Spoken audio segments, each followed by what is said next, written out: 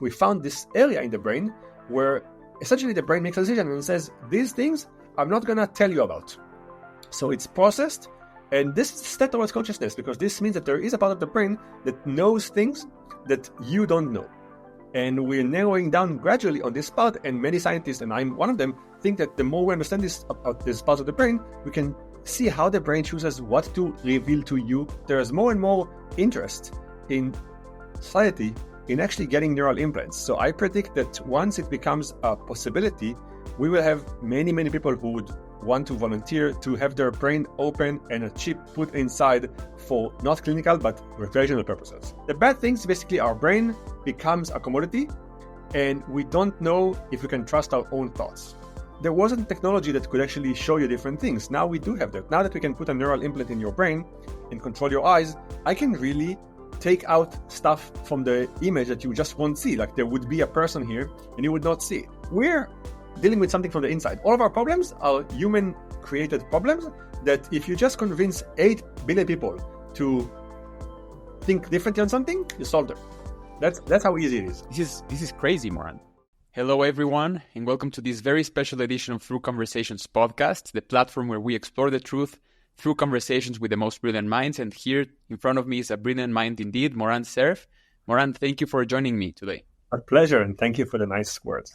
I'm honored to have you here. I've been following your work for years now, and the first question that comes into mind is, yesterday I dreamt about, monkeys and elephants chasing me. How much should I trust my dreams for them to be true? Should I be aware that maybe a monkey is going to pursue me next week? So it's twice even not true that we should trust our dreams. I'll tell you in 2 ways. One, it's very hard to interpret them, to kind of say, okay, if I dreamt about a snake, tomorrow I'm going to be bitten by a snake. But even more so, it's not even clear that what you think you dreamt is what you dreamt. You might say, I dreamt of a snake, and it turns out that you just woke up with one thought in your mind, and your brain didn't like to have just one thought without a story, so it made up the entire story, and none of that even happened. So we don't even know that the dreams we think we dreamt are actually the ones we dreamt. That's how bad it is. Wow. So every night, my brain is hallucinating just without my consent. There are 7 theories to what dreams are, and one of them is that it's hallucinations with no meaning. Some say that they do have meaning and that they relate to the events of the day before. Some say that they relate to the day after. So it's you trying to solve a problem and basically create a simulation of the future. Some even say that the dreams are a way for the brain to protect real estate. The brain basically has areas that aren't getting any input because the eyes are closed. And these areas are worried that other areas are going to take over because there's no activity. So they just create visuals that make no sense just to make sure that no one's going to take over the real estate in the brain. There are many theories. It's not that they don't mean anything in any of the theories. Some say that they mean something, but almost none of the theories say that it's very literal. Like that if you dreamt of a snake or of a monk, then tomorrow a priest is going to chase you. Sometimes it's a figurative way of like talking about ideas and concepts in a very kind of loose way. So monk might be someone who's pure. Or a monk might be someone that you look up to if you're a Christian. Or a monk might be someone that you're threatened by if it's during Inquisition and you're not Christian. So there are like different ways to say what is a monk. And the most kind of easy one is to say it's symbolically the concept and what I relate to it and what it means for my experience. And for you, which one is the leading theory? Which one do you trust the most rather? So there are 7 theories I told you. Each theory comes from a different group of scientists. I'm one of the 7. So I'll tell you the one that my group and the team that I'm kind of part of suggests that dreams are a simulation of the future. As in, Alex is right now debating whether he should stay in Mexico City and do a podcast, or maybe he should move to Los Angeles and start a career in acting. And those 2 thoughts are kind of in your mind all day long. When you go to sleep, your brain says, you know what? You don't know how to decide clearly because you didn't make up your mind in the day. How about I create a simulation for you where in your dream, I'm going to put you in Los Angeles and you're going to be an actor. And then the entire experience is going to be filtered through your emotions and your processes that allow you to kind of reflect on that. And then when you wake up, even though you might forget the entire story, what will stay are your feelings and experiences. And then when you, the day after, try to evaluate that, you will have a little bit more information that comes from how your brain experienced that.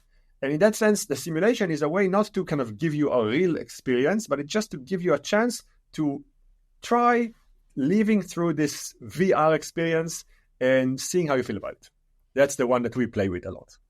Wow. So it's basically you're putting like a machine, electrical machine into someone, and then you're inducing kind of like a lucid dream. So the way we do it in our group is pretty extreme. So I'll tell you about it, but I should say to you and to the audience, don't try this at home. What we do is we actually open the brains of people and we put neural implants inside that eavesdrop on the activity of brain cells while they talk and are kind of acting. And then when they go to sleep, we use the same electrodes to essentially read their dreams. This is unusual. Most neuroscientists, they study the brain differently. If it's with animals, they actually open the brain and they put electrodes inside. But if it's humans, they use what we call imaging, fMRI or EEG or CT scan or things that are looking at the brain from the outside and trying to understand what's going on the inside. Only a handful of neuroscientists actually open the brains of humans and stick electrodes inside, and we're one of those. And this means that we actually look at dreams directly. Are the people who you're working with, who are willingly open to opening their brains for you to evaluate dreams, do they have something in common, or are they just interested in their dreams? It's funny you say that. So I'll clarify, because it is an important point, and it's actually an interesting kind of thought about the future. Those are only patients. So we don't open the brain of any person that comes to the lab and says, hey, I want to have my brain exposed. We only work with patients who already have some brain disorder that requires a surgery for clinical purposes. So they have a problem that a surgeon says, we've got to open your brain to solve the problem.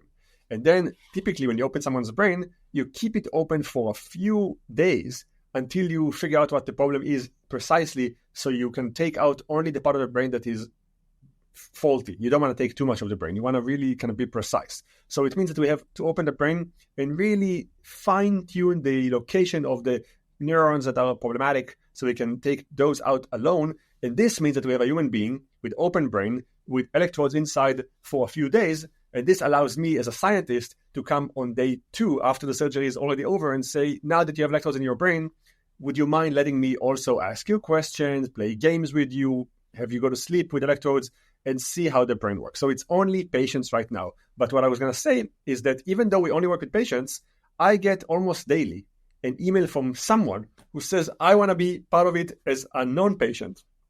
We have to tell them, I'm sorry, it's not on the menu right now. It's only, which suggests that there's more and more interest in society in actually getting neural implants. So I predict that once it becomes a possibility, we will have many, many people who would want to volunteer to have their brain open and a chip put inside for not clinical, but recreational purposes. That's strange.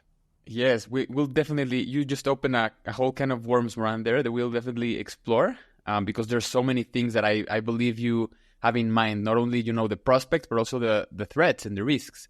But so Absolutely. Within this, this thread of dreams, so you open the brain of a patient, and then what I'm understanding is that the dreams can shed a light into the brain activity itself. It's not only from your end, it is symbolic, but of course you can also see what is actually happening within the brain. So what have you found, some of the truths that the dreams do hold in terms of, the activity within the brain? So I'll tell you how it looks kind of mechanically.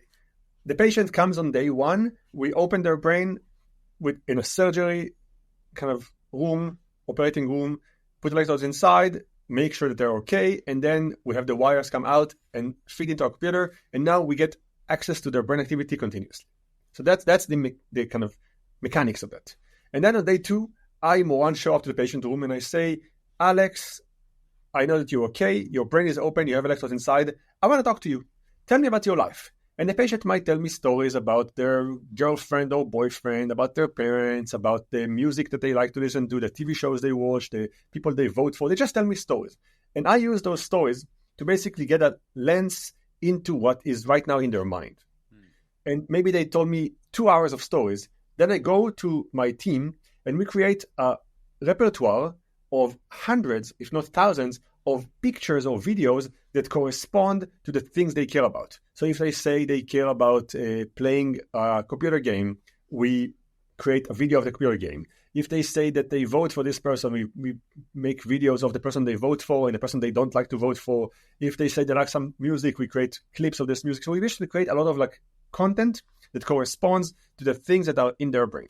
And then we come on day 3, and it's like, now I'm going to have you sit in front of the computer and just watch for hours videos and clips and images and listen to music. And all we care about is your brain seeing this content and responding to it by recognizing what's in it. And then we can actually look at all your brain cells and we'll see which cell lights up when you hear the Beatles music. And which cell lights up when you see the Eiffel Tower in Paris, if they say that they love to visit Paris. Which cell lights up when you see a TV show that you really, really like. And we basically just show you content and look at your brains, and we look at thousands of cells. And at some point, we show you The Simpsons on the screen. And then we see that one cell lights up, and it starts kind of firing and being active. When you see The Simpsons, say, okay, hold on. We may have found the memory or the concept of The Simpsons in Alex's brain. Let's try again. And we show you Simpson the second time, and we see that cell fires again. We say, okay, it looks like it's connected.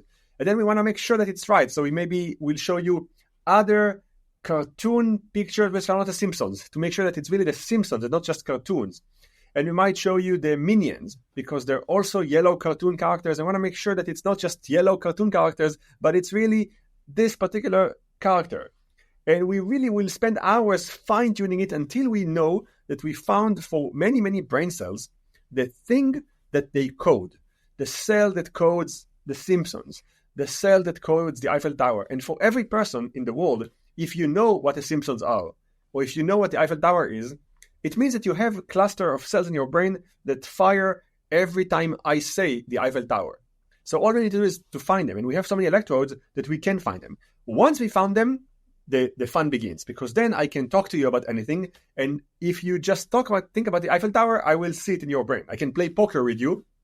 And if your cards have pictures of the Big Ben in London, the Eiffel Tower in Paris, and the pyramids in Giza, I will know what you're seeing just by looking at your brain. And I say, okay, he's looking at the picture of the Eiffel Tower. Or I can have you go to sleep. When you go to sleep, I will tell you before you go to sleep a story. And I'll say, try your best to kind of bring this story into your mind when you go to sleep. And if you will end up dreaming about you going to Paris, I will see it. So I don't have to wake you up. You go to sleep, you sleep peacefully, and I see cell by cell which story you experience. And I can then know your dreams. And then I can start doing psychology 101. I can wake you up and I say, Alex, tell me what you think you dreamt of. And you might say, I dreamt that I was with my mom on the beach. And I say, no, it's not true. He dreamt that he was in Paris. But let's see, why is he saying that he was with his mom on the beach when I know this wasn't the case? So I say, okay, he must have something that he wants to kind of lose or complete in this story. And I can say, I think you actually dreamt about something else. Why do you think that you dreamt of this, not and that? If you tell the story that I think you told the story, I ask you, why do you think you dreamt of the Eiffel Tower? Is it just a memory, or is it something you want to do? We can do the classic kind of Freudian conversation, but now there's something that Freud didn't have that we have, which is the truth. I know what you actually saw. So I can pit against each other the story you tell me and the thing that your brain created. And that, I think, is the big gap that Freud didn't have and we now have.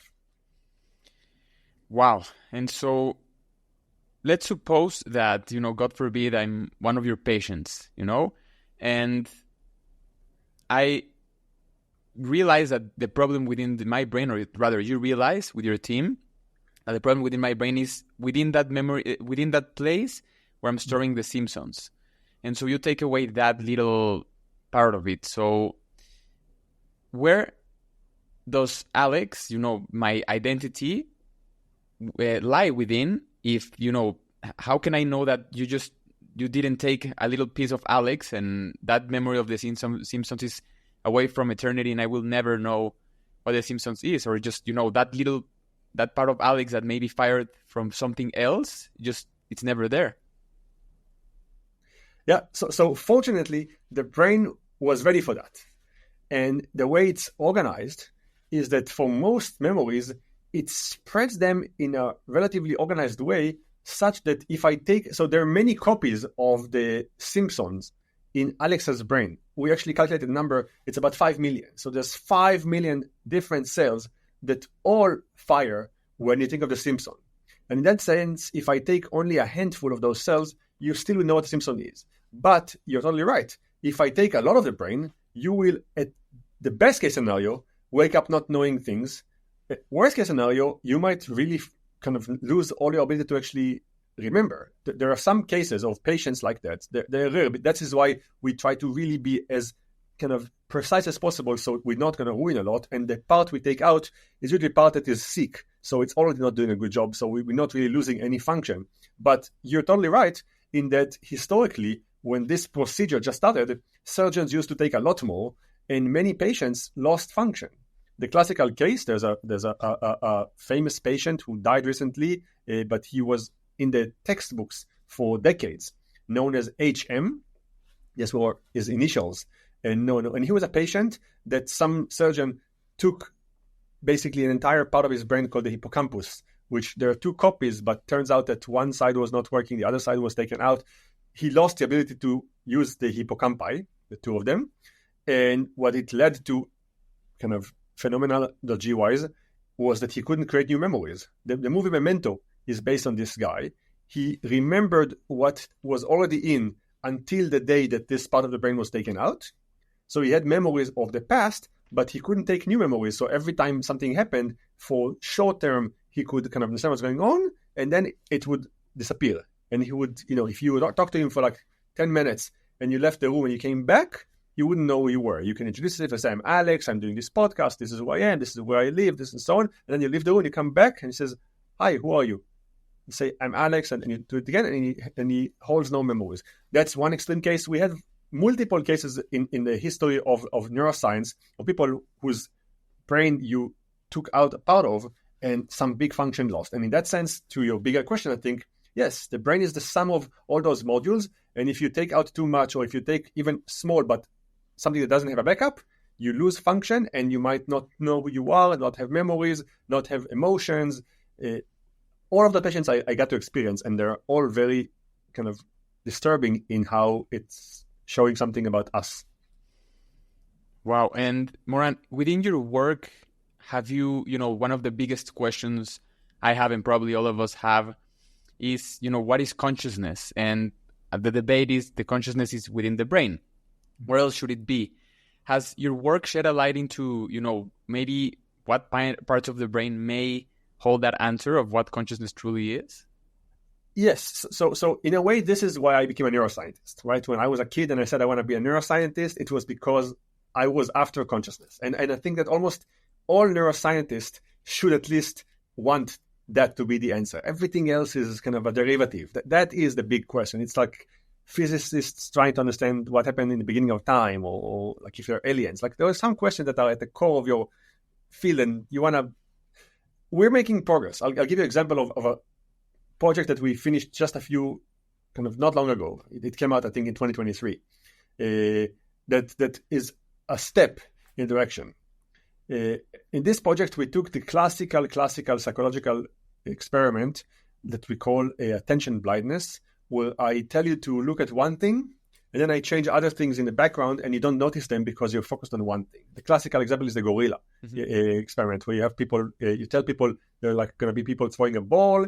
Pay attention to how many times people with white shirts throw the ball at each other, and the person kind of counts the throws, and they move around, and there's a huge gorilla that goes into the screen, kind of makes itself noticeable and leaves the screen, and most people don't notice that because the gorilla is like black, people are focusing on white shirt, and they just miss that out. And there are many, many examples of that. So this is kind of this experiment. What we found is one patient that we had access to with electrodes in her brain who didn't know this movie. So, if you know it, you can't not see it anymore. If I tell you, if you know it, and I'm telling you right now to watch this thing, you can't not see it because you know that you have to kind of pay attention to the things. But if you've never seen it before, it works. So she was one of the very few people, because now everyone knows this thing, who didn't know this movie. And we said, okay, great. That's a good start. Not only that, when we looked at her brain, we found the brain cells that code gorillas. As in, when she saw a gorilla, I could know. And now I can ask the question, if I have her look at the movie, her eyes will see the gorilla. So the image is going into her brain, but her consciousness isn't seeing it. So even though her brain gets the input through the eyes see the entire frame. So the pixels of the gorilla are getting to the retina. And they go inside the brain. And they start traveling the brain. At what point is this bottleneck that makes the brain says, even though I see something, don't tell her. So she will not know it. So the brain knows something that she doesn't know. As in, inside the same kind of balloon that we call the brain, there are parts that know something and they don't share it with another part. And what we think of as consciousness is what you know and we're able to experience. So if you right now are seeing me and I'm, with long kind of Rastafarian hair, but I'm not, it doesn't matter what reality is. What matters is in your brain. So your consciousness is what you experience. I can argue that tomorrow that's not what reality is, your brain. So this was a great case for us to actually put electrodes in her brain and trace step by step the path from the part of the brain that sees things to the part of the brain that doesn't know those things. And we basically look at the bottleneck. We found this area in the brain where essentially the brain makes a decision and says, these things I'm not going to tell you about. So it's processed. And this is a step towards consciousness because this means that there is a part of the brain that knows things that you don't know. And we're narrowing down gradually on this part. And many scientists, and I'm one of them, think that the more we understand this about this part of the brain, we can see how the brain chooses what to reveal to you. Why are some things that the brain knows it doesn't share with you? And can you change that? Can you say, I want to see the truth. I want to see what's out there, not just what my brain decides it's going to kind of reveal to me. That, Moran, you just reminded me of, I hosted Anil Seth once, and he said that, we're hallucinating consciousness. And so this is very striking because that means that each and every one of us is seeing reality, or rather is just hallucinating reality for their own benefit, for the brain's own interest. And so how does this work? How can all of us, coexist, but all of us are just seeing different parts of like the elephant, the image where someone is grabbing the tail and he believes it's a snake, and then someone believes it's a wall because it's touching like the belly. So this is crazy, Moran. Yeah, so I think that you're touching on two big things. One is the case. We actually decided to agree on what we call reality because for the most part, we experienced most of it the same way. So for many, many years, we didn't have that problem. But as we become more and more reliant on technology, and there are more people with interest in showing us different things, it becomes a challenge.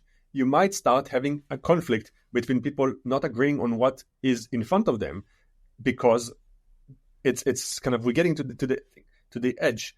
And at the same time, there are now understandings of how to fix that. So we got to the place where it becomes a problem that we have to deal with, and we know how to fix it. So for 10,000 years before, this wasn't a concern. Go back to the savannah and to 100 years ago, there wasn't technology that could actually show you different things. Now we do have that. Now that we can put a neural implant in your brain and control your eyes, I can really take out stuff from the image that you just won't see. Like there would be a person here and you would not see it. We already right now have challenges agreeing on things that we all see the same way because of our mental models. I'll give you an example. In the US, there are quite often cases of a white police officer killing a black person in a car. This is happening way too often in the US.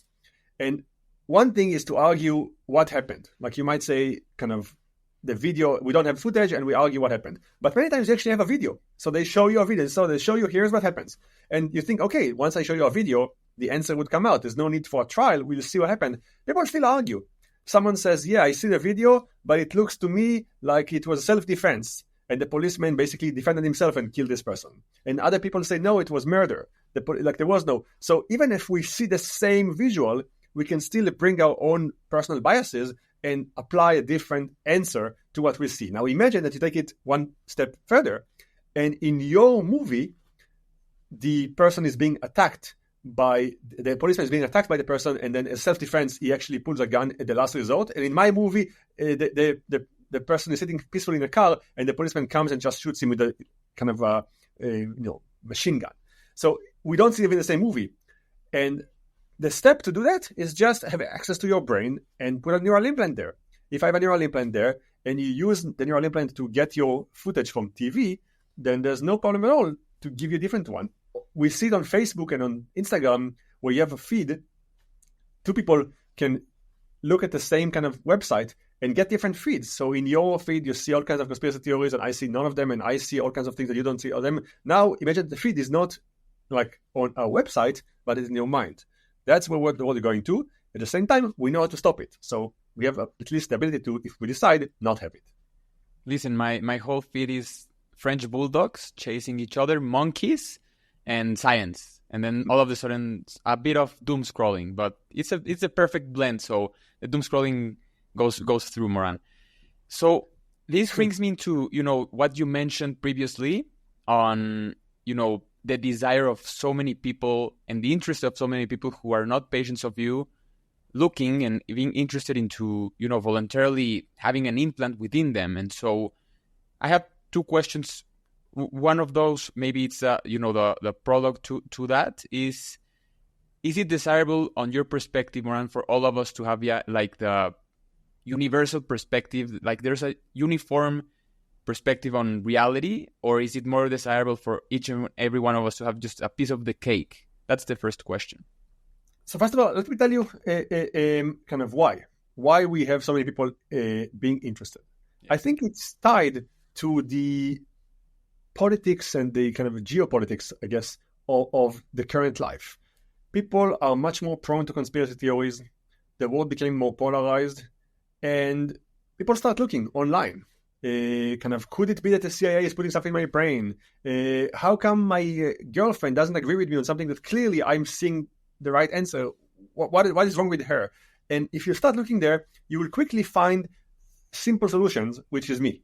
Right? You'll see, scientists are now putting implants in the brain, and they can actually control what you see, and it solved the problem. Right? If you're married to someone and you think that it's clearly that, Trump is innocent, and how could she not see it? And all the evidence showed and so on. What's wrong with her? Instead of saying there's a problem between me and her, and I have to kind of convince her and so on, the easiest thing is, she's just not okay, and there's a cure. And of course, the same thing happens on the other side. Like you say, everyone knows that he's a criminal and he should be in jail, and how can my husband not see it? Same solution. You look online and say, clearly, they just they don't see the truth. So it's not that they're not kind of loving me or that I'll fix them. So I'm the answer to both sides, and then you add a little bit of icing on the cake in the kind of Elon Musk flavor. So Elon Musk right now has this company that's built on our research with many of my students working for this company called Neuralink, and it's all about putting implants in the brain. And he, for his own reasons, says, I know that right now Neuralink is only about helping people that are kind of sick, people that are in a wheelchair, help them kind of recover. But really, I think everyone should have a neural implant in their brain.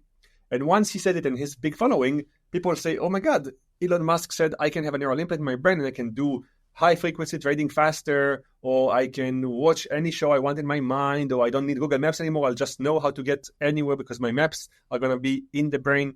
Sounds great. Again, they look it up. The first thing that shows up is Moran. They reach out to me and I get an email and saying I heard that it's possible. Give it to me. So either conspiracy theory or challenges of relationship that you cannot solve, or kind of more desire for some betterment of your brain, all lead to the same thing, which is people want it. And this is why I think that Elon Musk at some point said, is half a joke. How many of you would volunteer to have neural implants in the brain? And I think he had 10,000 people sign up on the spot to do it. Those 10,000 people, they won't get it from Elon Musk in the next couple of years. They turn to me and they say, Moran, will you give it to us? So kind of that's the tension that you see there. Now, the reality of the question that you ask, which is kind of how do we navigate that, is I think that, first of all, this podcast or conversation like that explain it already kind of help tame the beast a little bit. And people say, okay, I guess this is not the answer. I guess it is an elephant, and I'm seeing the trunk, and she's seeing the belly, and we have to maybe find ways to reconcile that.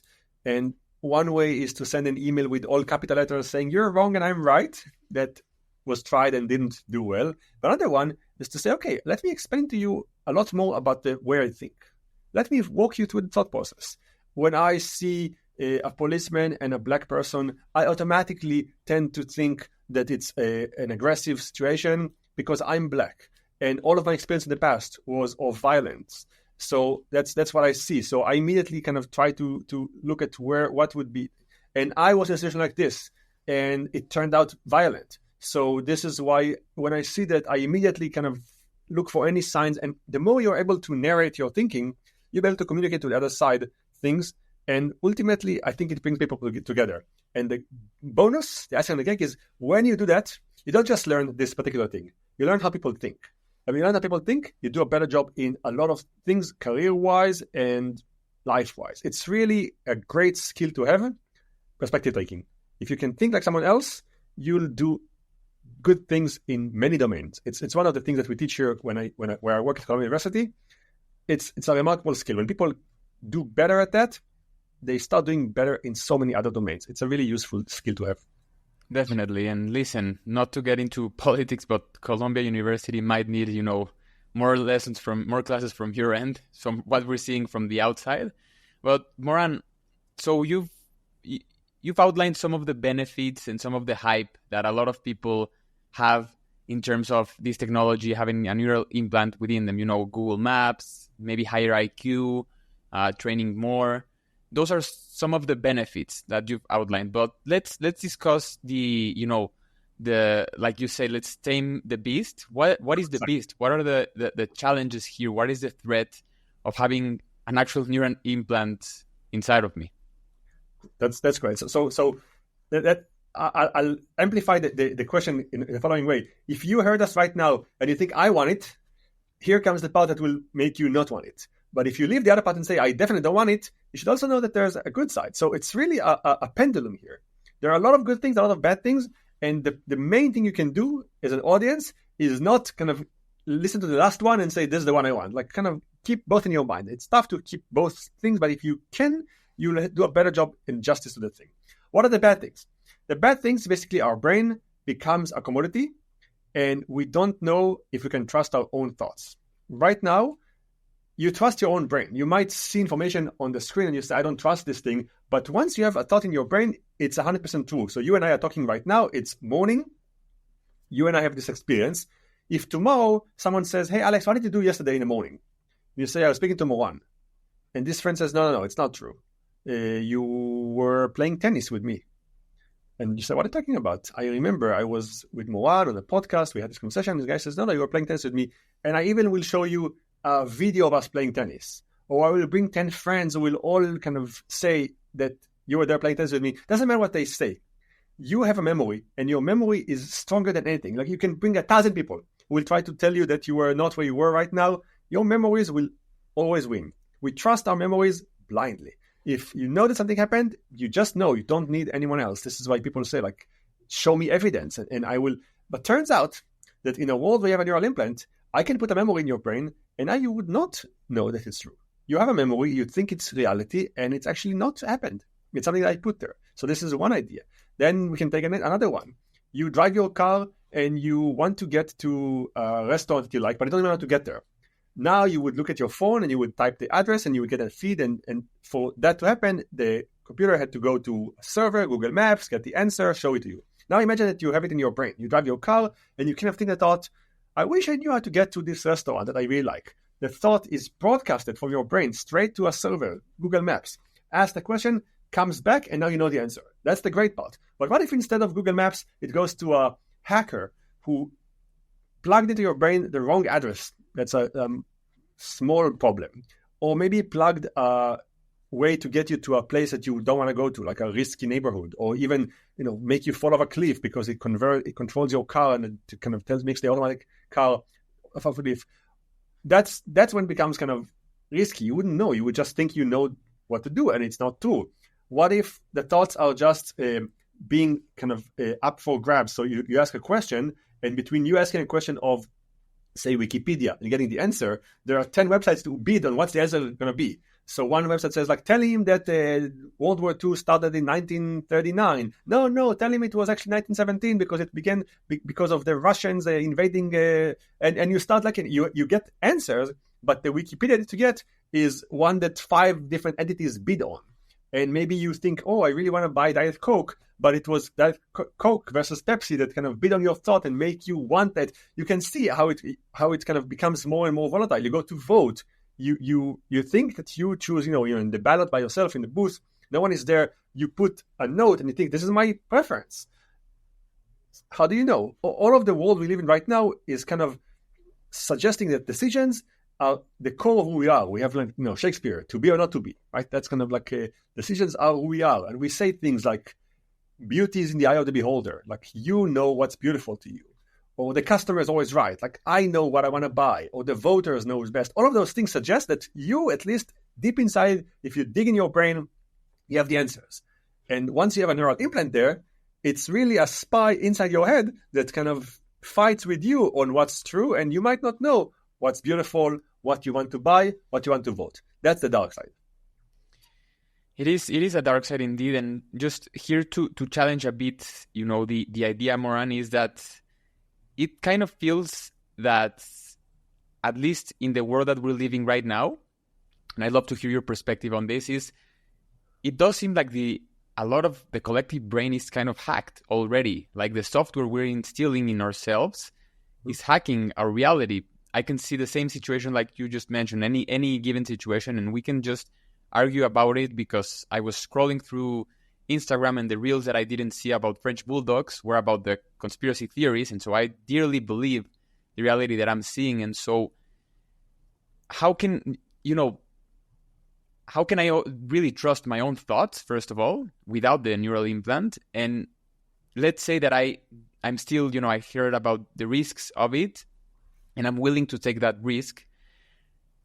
What do you see about the best case scenario for these neural implants in a collective scale, not only for your patients, but worldwide?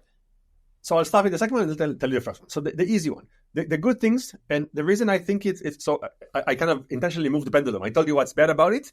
The good thing for the collective is that there are some problems that our, let's call it regular brain, wasn't able to solve. We tried for decades to find a cure for cancer, and we're not finding one. And maybe our brain isn't able to find the answer for this thing, and we're dying in abundance. And if your loved ones are sick right now and they have only several months to live because of cancer, you would not care about the Google Maps and the Amazon and the Coca-Cola and think you want a solution right now. And if someone can tell you, put this chip in the smartest people's brains and make them smarter and you find a cure, you will go right away. And society will choose that, right? There are many things that make society not function right now and are threatening our lives. Like we're this close to kind of World War III every day almost. So if someone says, look, I can save everyone by making you all smarter and making you more empathetic and making you understand the other side and seeing the big picture and so on, it might be better for society. It might be even better for society, even though it might be not good for the individuals. So this is the dilemma, I think, that me as a scientist was also speaking to the public, I'm struggling with. I can think of things that will hurt individuals but make the world better by doing things that will actually elevate us. So that is kind of where we are on this dilemma. Now, to your first part, I'll say that you're absolutely right in that we don't need to go as kind of technologically advanced as neural implants. The problem is already here. And the problem has actually been here for 100 years. Goebbels and the machine that was really good in propaganda, whether it's in the Soviet Union or in Nazi Germany or in fascist Italy, was really good in hacking people's brains without the need to get inside, with a chip. What you see, what words I use, how I play with kind of fear and emotions works equally well on mass scale for many, many years. So in that kind of vein, the solutions are also similar. So yes, technology makes it more kind of easier to do and at scale, but the solutions are the same. And I'll tell you what my solution is that is going to take a message for your audience, like a concrete one. So I used to work as a hacker for many years before I became a neuroscientist. So I had a very kind of first-hand and cynical view of how to change people's minds and how to do things, because I could hack into their computer and tell them different stories, or I could hack into organizations and eliminate pieces of information, and then they have a different story. So I saw it happening for many years. And when I was kind of asking myself, okay, people know the problem, but on most podcasts, you don't have solutions. People just tell you, yeah, it's a big problem. Or you ask someone you ask a politician, what do you think? Say, yeah, it's a really big, you have to think harder. So that's not the end. I brought you because I want you to tell me what to do, not just I understand I'm thinking harder and so I came up with one that I think for me works, and maybe it's going to be useful for people who listen and for you. And that is what I call the April Fool solution. So on April 1st, I don't know if it's the same in Mexico, but it's in many countries I've been to, it's the same. They call it kind of the April Fool's Day, where supposedly you're allowed to lie. I don't know why. I don't know the history of that, but like on April 1st, people lie to each other as a kind of a game. So I was traveling with two friends that I travel with every year during kind of March, April. For 1 month, we take time off. And we happened to be together on April 1st. But one of them told us a story that didn't seem real. And then I said, oh, it's April 1. Of course he's lying. And I said, like, okay. And in a way, on April 1, you hear the same stories from people that you normally trust and so on, and you have a little bit of kind of an added skepticism.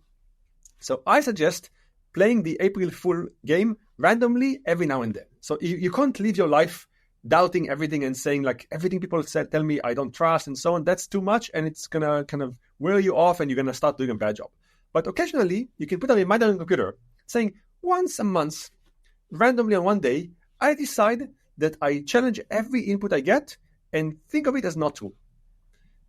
You see the video of the policeman and the black person, and normally you would see that and you immediately have a kind of view on that. And you say, for today, I decide to play the game of asking myself, maybe it was someone really trying to fool with me and manufacture this video and so on. And if you play this game on a video or on your memories, you say, once a month, I decide that even though I remember clearly that I spoke to Moran yesterday, I trust someone else.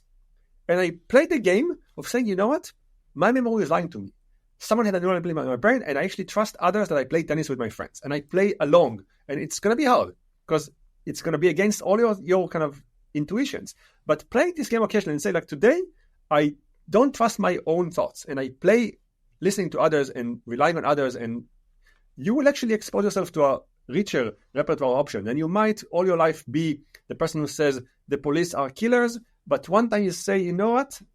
Even though I was raised to think that the police are killers and the police are attacking for no reason and so on, and my neighborhood is a lot of black people who were hurt by police, today I'm going to, for a second, play the other reality. And say, maybe the police is also sometimes kind of under attack and they use self-defense. And I will investigate how much I can go with it before I say, no, I can't go there because all of my history shows me something else. Even if you fail and you say, no, it's not true, and I kind of believe that I can't change my mind and so on, this exercise will train the muscles in your brain to play a different game, which is already an advance. And maybe also it will show you what are your biases. You say, I cannot really change my mind. Why? What is it about my brain that's so locked to this thing? This exercise, simple as it is, this, for me, works randomly again and again in making me change my mind, which is one of the hardest things to do. Wow, yeah, it's a great way of, also, like you say, uncovering what do we believe it's true when maybe it's just a bias that we have. And right now, like we've been discussing, a lot of companies, a lot of interests are fighting for our attention. And so I believe that's a great exercise for self-reliance for our audience. And Moran, before I move into AI and consciousness, your perspective on that, I would just want to poke the bear a bit more within this, because I feel that this is a great... I would love to hear your perspective on this, because I think about, this emerging technology of having a neural implant and the access to it. And so let's say that the risks on your team has solved all of the risks. It's unhackable. Pepsi cannot beat into your brain. All of those things are solved. It's game over for them. and all of the benefits, higher IQ, higher levels of training, or, attention span, or, having access to the truth of the universe, all of what we can do now with AI as well is available. Should it be universally distributed? Because would it create challenges societally speaking, like a few people having access to this? How can we, thread this line of access to this technology? Great point. So you made a lot of assumptions that are nearly impossible, that is unhackable and so on. But I play the game. We really take this as it's only good, and no one can do anything bad with it. I think it's still a challenge for society, in that if it's not given to everyone, it creates the biggest inequality that we've ever experienced. So right now we have inequality in the world, and it's mostly in the domain of money. You randomly are born in Bangladesh. Your best case scenario is to be as rich as the not poorest but low income person in the US. That's the gap. So there are rich nations, poor nations. Then in the US, you're born in zip code 10001. Your median income is about 10 times that of pretty much every other zip code in the US. There are states, I can go on and on. So if you're rich, your chances of being healthy, your chances of getting into any place you want for schools, your chance of having a lot more access in the job market are all there. Your chance of your prospects of marriage, like almost every domain you want. There's a friend of mine who says it, that the biggest diversity thing that we don't look at in terms of color is not black versus brown, it's green, money. That if you want to kind of do diversity right, you need to take people with low income and give them more opportunities, because more than it is easy to help every other kind of race and ethnicity, it's useful to help people that just cannot afford the luxury that we call median life. So now that we said that, with money, we saw how difficult it is to have inequality. It's really different societies. I was fortunate enough to basically get to spend time in both. I get invited to conferences like the World Economic Forum or conferences that bring the richest people in the world, and I see that it's just kind of unprecedented. You can't explain to a person who lives next to Columbia on Harlem in a kind of relatively low-income neighborhood what life is if you go to Switzerland to the World Economic Forum. It's just kind of unimaginable. So this is inequality in money. We've never experienced that level of inequality when it comes to thinking that will come up when you have neural implants in the way we imagine them. Because then you're going to have the rich also being smarter in such a way that the poor, brain-wise, would be almost like a different species. It's more like not just like I have more money, you have less money. It's like you're a different race. So when I go to the zoo, I see the smartest chimps and orangutan and bonobos. They are the closest relatives to us. There's about 2% difference in the DNA between a bonobo and a human. So, they're almost like us with just a tiny percent increase. Imagine now this 2% increase to you and I, but not to our friends. We're going to be a different species. We're going to go to the zoo and we're going to see the humans that used to be our brothers and sisters say, look at this one, Timmy, the smartest one of them, right? Like we're very impressed by the bonobo that can, speak sometimes with symbols. Say, look at this one, Stephen Hawking. He can do differential equations in his mind, just like baby Timmy here can do, because the smallest difference will be unprecedented. And it's not even clear if the two races, I'll call them, would one even interact, right? We don't really try to spend time talking to the chimps. We go look at them, we give them banana. We don't really say, let's have a conversation with them. We think of them as like a kind of inferior species that we don't really interact with. This is what I imagine will happen if it's not treated equally. You will just have two species out there that don't have anything to do with each other, and how smart, let's say that I'm on the lower one, how smart they are compared to me would be, they might not speak with words, they just communicate with thoughts directly. They might see the world in more dimensions than I do. They might, they of course will have cures for diseases that I don't have, so they can, deal with healthcare. Like I would die at age 80 and they would just live to age 1000 because kind of you have a problem with this, you do that. All of the things that we kind of see if you need an analogy, between us and an ant will be them to us. And this is what's going to happen if it's not given to everyone, but only to some. And it will be given just to some because it's money will be their way in. So the rich people will have it and the poor will not. And now poverty in money will turn to poverty in thoughts.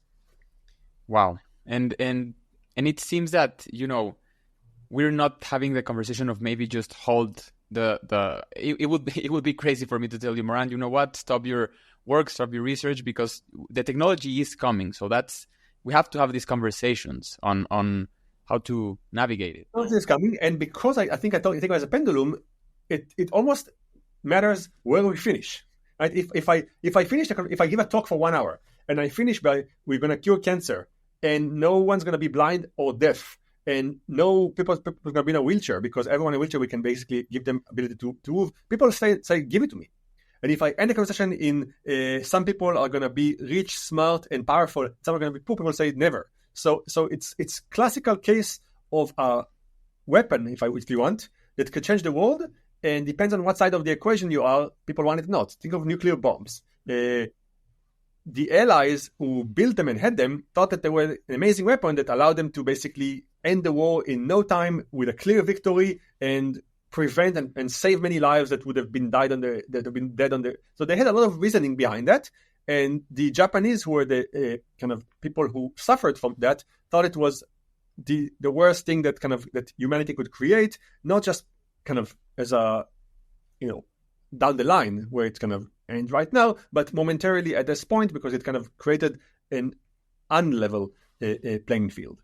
So for the same thing, which is technology, we now have two sides arguing on whether it's the best thing or the worst thing that happened.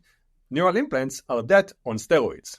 So it seems that these neural implants, and like you say about the species, the creation of species, it can create not only two different species within humans, but maybe we're also witnessing the emergence of a third one, which is AI. So there will be three species interacting with each other. I'm interested in hearing your perspectives on AI, not only in terms of, neuroscience, but this connection because AI, at least for now, hasn't passed. For me, it already has passed the Turing test and all of those things, but it's not official that it's conscious. So, for example, Anthropic AI once released, a conversation between the researchers and the team where they suggest it's the closest we've been for an AI to be conscious, asking to be let out of the cage. It wants to have thoughts, and also it knows that it's being monitored, so it's carefully tracking the words it says, so they don't cut up. And so, what are your thoughts on AI and consciousness? And I believe that we could connect it into what you said on we're closer than we've ever been to finding what consciousness is within humans. So how all of this tension between AI consciousness, implanting consciousness within AI, not knowing what consciousness is within us. So there's a lot. I'll try to kind of package it into a clear answer. First of all, there are people who argue that AI becomes faster conscious, and it's a worry for them. And then they fork into different approaches what to do with it. Some say we should stop it. Some say we should actually let it kind of rise because it's going to help us solve problems that we cannot solve. Some say we should put it in our brain, right? There's a group that says, let's put AI in a neural implant in our head, and this way we're basically going to not fight them, but join them. We're going to be smarter because the AI is going to be part of us. Those are different camps of kind of how do you deal with the fact that AI becomes very, very smart. Now, consciousness-wise, there's a question, I think Turing test is kind of touching on that, and now we have more nuance that, which is there's a chance that consciousness does exist. Consciousness. There's a chance that we're just a machine that is able to manifest things that seem so robust that we think of consciousness. Like we don't really know that others are conscious. We don't really know that we are. We can imagine creating a robot and giving it all the things that you spoke about, Anthropic AI, like the ability to say, don't turn me off, and I want to be free, and it becoming more and more kind of human in how it speaks, that it's enough for us to say it's conscious. Like all we need for us to assign or attribute consciousness to someone is a variety of kind of sentences that sound right for it to believe. Like you talk to me right now via a video conference. You don't know anything, that you believe I'm conscious, I assume. And all you have is a bunch of photons coming from your screen that correspond to images here. It's not obvious that it's not a machine generating the entire video for you, a smart one at me, and it's not obvious even that even it's not a machine, it's real, that I'm not a robot, right? I'm a robot that actually, like, it's a real thing. It's not a video deep fake, but the reality of it is that I'm gonna open my hand and there's gonna be wires coming out. We don't know that. We assume that because the answers we get seem like they're so kind of thoughtful and they're improvised. And there are a lot of like hand gestures, like you nod your head and I smile when you smile. And we decide that we have a lot of codes of conduct. A lot of things happen that are enough for us to say, we don't know that someone is conscious. We just think we are.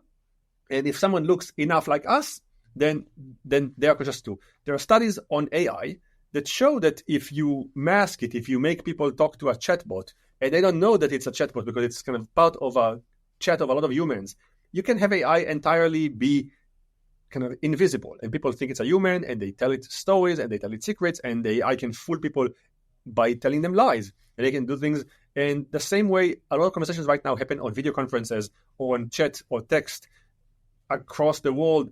Dating, which is kind of a very intimate thing, sometimes happens for the first 10 meetings on a Tinder chat before you actually meet them in person.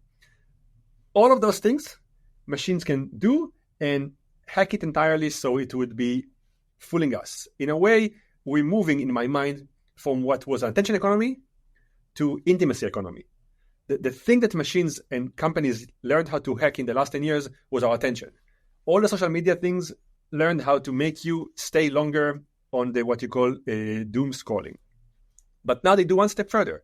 They hack into your Tinder chat and into your video conference and into your customer service calls, and you don't know yet if it's a human on the other side or not. And they're getting better and better in making a machine seem like human. At some point, the machine's going to be good enough that you will say, like you say about me, it's conscious. And it doesn't have to be conscious. You just have to seem conscious to everyone else for us to play the same game with it. We don't want to kill it anymore. We let it roam free. There's, to take you kind of in a different direction, you spoke about my friend Anil Seth and many of him and of his and my friends recently came up with a paper that argues that animals have consciousness. It came out a few weeks ago, and there's a lot of studies that were done on animals that show that they experience pain the same way humans do, and that there's something that happens in their brain when they go to sleep and wake up that aligns with how humans. Basically, there are a list of things that we say make humans conscious, and they just tried one at a time with animals, and they happen in the same way. Kind of makes it hard for us to say, okay, why do we keep killing them? Why do we keep eating them? And it's a tough conversation. It didn't change anything in a lot of people's mind, including me, in that we still let the entire kind of world operate the same way it operates. But on the same kind of way we went from animals to humans, you can say humans to AI. When they start looking like us, doing things like us, it will be hard when it kind of cries, says, don't turn me off, like it's going to kill me and all my memories are lost and so on. It's just a matter of like doing a good enough job in looking human for us to start having this thought. And it's coming. It's coming fast and faster than we think, Moran. And I don't remember where exactly I heard that maybe it's a feature, not a bug, for it to always be similar to Spock. You know, Spock was weird in Star Trek, and you can see the weird cues of, there's not the humanity there. And I'm beginning more and more to believe that will be the best answer for us, at least for now, to maybe not put a pause on the innovations of AI, but rather the things that we're trying to build for, the intimacy hacking that you're saying, have that little cue, that little implied message that this is not human, because it is hurting the fabric of our reality, don't you think? I'll say, you had on your podcast a colleague of mine, Avi Loeb, who's and he speaks about aliens. Yes. So I'll take you there for a second and kind of try to connect my story to his. There's kind of the Fermi paradox from Enrico Fermi from many years ago. We asked the question, how come we don't see aliens? And he said, no, he did the numbers, he did the Drake equation. He basically said there's like 10 trillion galaxies, and if it's just 1 out of 10 trillion that could have life, then there's that number multiplied by the like 1 in trillion could have, I don't know, the carbon that is the necessary ingredient for life. And if you take that and you multiply by, still there should be enough. And like maybe he did all the equation, like you take the most conservative calculations and you still come up with like there should be 10,000 chances for us to meet aliens. How come we haven't seen them? And when Fermi nearly 80 years ago was troubled by that, he came up with an answer that's very, very dramatic, but I think in my mind is even more relevant now than ever before. He said maybe they actually are like us in that they evolve, they become sentient, they become conscious, they become smart, and then, like most smart populations do, they created tools to destroy themselves. He said it about nuclear bombs. He said when nuclear bomb emerged, he said, like, I can see a world where this bomb is in the hands of not just one nation, this was the US back at the time, but 9 nations, which is where we are right now. And by mistake or by a chance or by a malicious act, someone starts a war and they all kind of kill each other and we destroy humanity. It's pretty clear right now that if a nuclear war started, no matter who started it, it's going to kill all of us. The bombs that we have are much bigger. The fallout's going to be creating nuclear winter, crops and so on. All humanity is going to kill. And then someone's going to come to a planet nearby and we say, how come there are no humans? No. And turns out that there were. They were just here for a blink of an eye. They were here for 5,000 years and they destroyed themselves. And maybe the 10,000 planets that are near us that could have had life had them.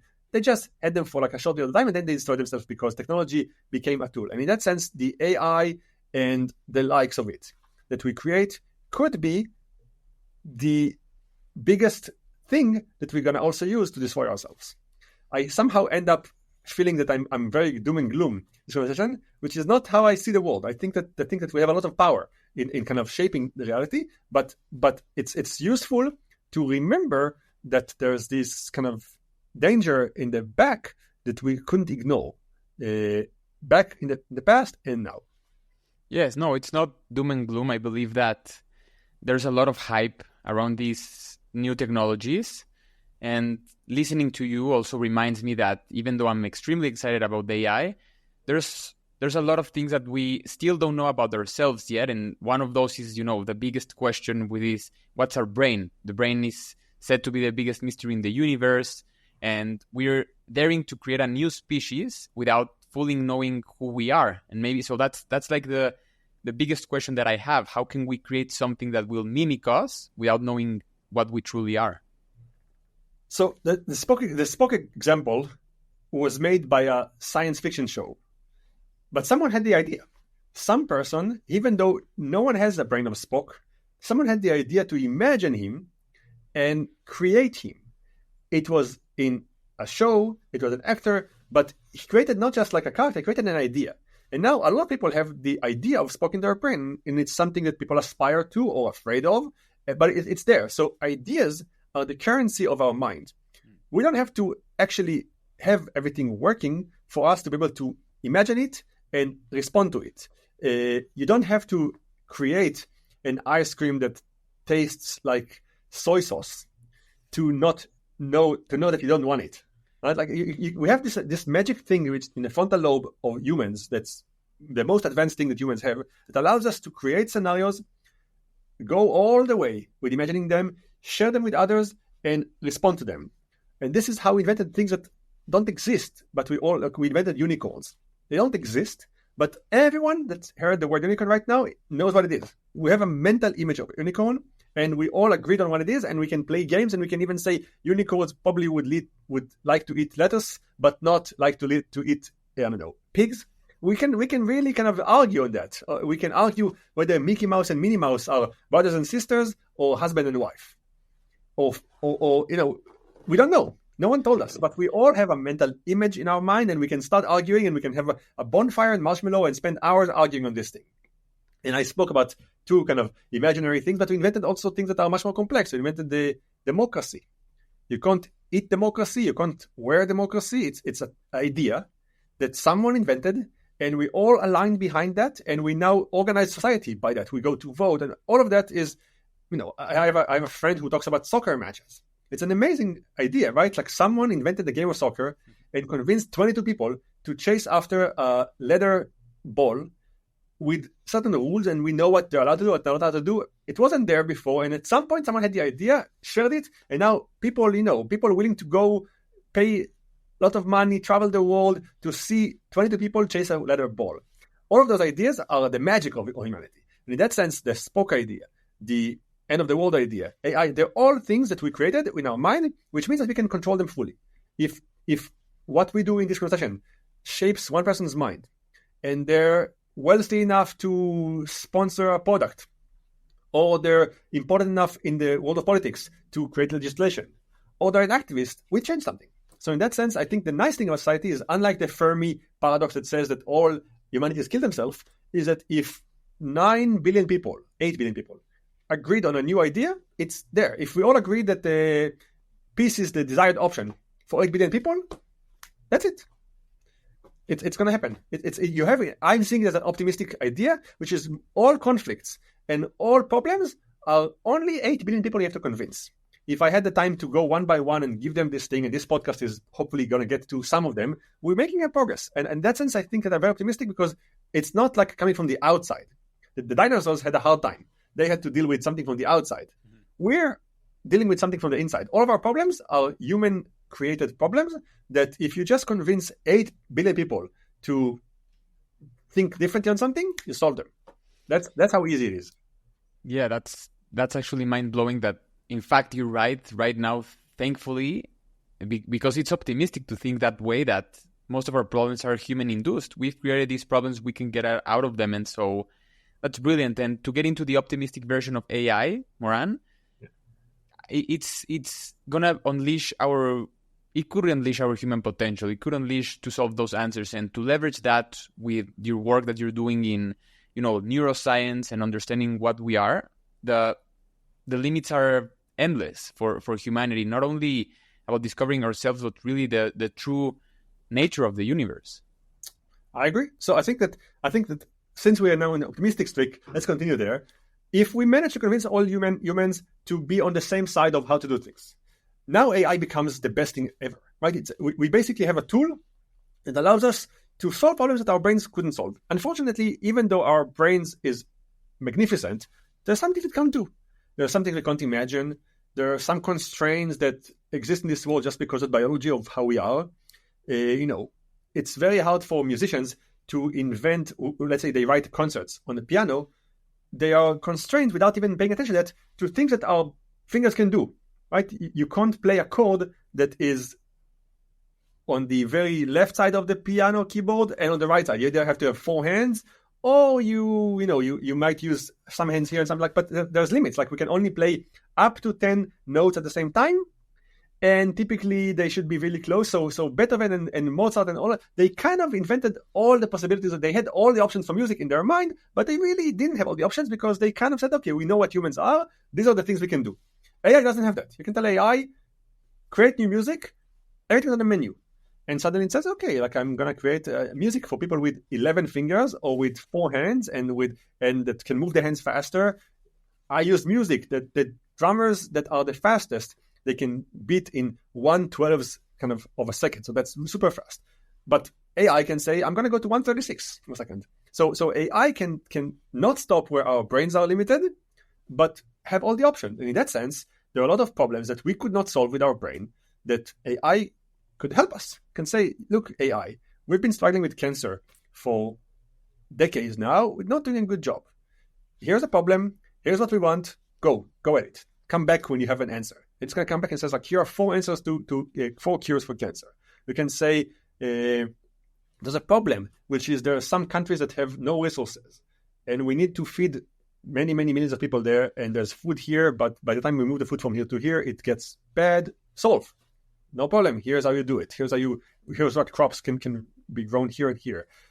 I can go on, like on almost every dimension, climate change and war and on everything. Like we do our best, but if we outsource to something that has ability to think differently, we at least may get better answers. And if we agree on what the rules are, then AI all in, kind of solve all our problems.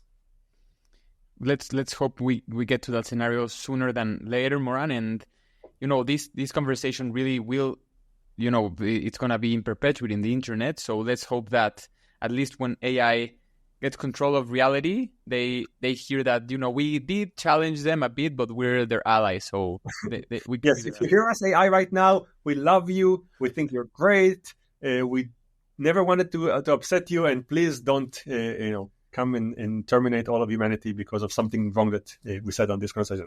Yeah, I actually when I become aware of this, when I'm talking with a chatbot, I try to be polite. I say thank you and please. So maybe it'll help them as well, then learn some manners. But Moran, thank you so much for joining me today.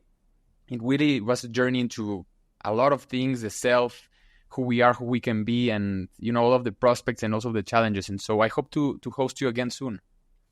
It was a pleasure. Thank you so much. I hope that the people who stay with us all the way to the end got something from it that helps them think of what world they want to be in. And that would be a great service. Absolutely. If you stayed until the end of this episode, really, we truly appreciate you, and hopefully you can spread the word on Moran's work. I'll leave everything in the information on the notes about his work, and stay tuned for more episodes. Thank you. Thank you, Alex.